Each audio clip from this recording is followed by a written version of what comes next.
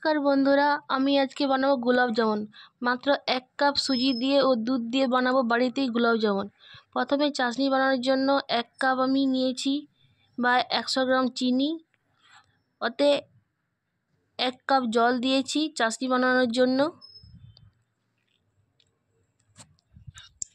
একটু চিনিটা একটু নাড়িয়ে দেবো। তারপর ফ্লেভারের জন্য ভালো 3টে এলাচ দিয়ে দিয়েছি।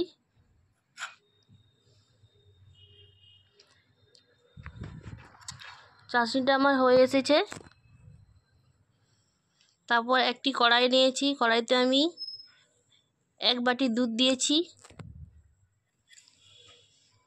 দুধটা একটু ভালো করে জাল দিয়ে দেবো। আর দুধটা একটু গাঢ় হওয়ার জন্য একটা 10 টাকার পাউডার মিল্ক দিয়েছি। আরও ভালো করে নাড়িয়ে নেব। তারপর আমি দিয়ে দেবো 100 গ্রাম সুজি। সুজি দেওয়ার পর আমি ওটাকে ভালো করে নাড়তে থাকবো যাতে নিচে না লেগে যায়।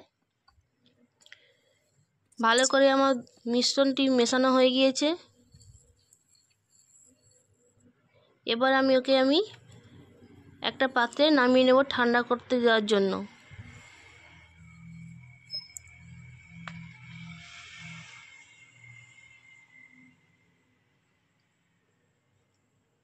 উপর থেকে একটু ঘি দিয়ে দেবো।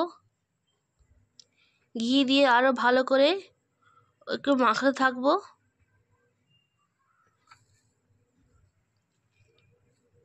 মাখানো হয়ে গিয়েছে, আমি আধ ঘন্টা ওকে ঢেকে রেখে দেবো। তারপরে আমি ছোট ছোট বলের মতো বানিয়ে নেব গোল করে। হাতে ঘি লাগিয়ে বানাতে হবে। বানানো হয়ে গেছে আমার ছোট ছোট মিষ্টি। এবার আমি কড়াইতে তেল দিয়েছি, ওকে আমি একটা একটা করে দিয়ে দেবো ফ্রাই করতে।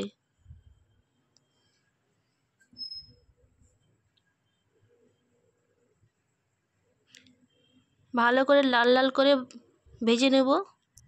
ভাজা হয়ে গিয়েছে, এবার আমি ওকে নামিয়ে নেব।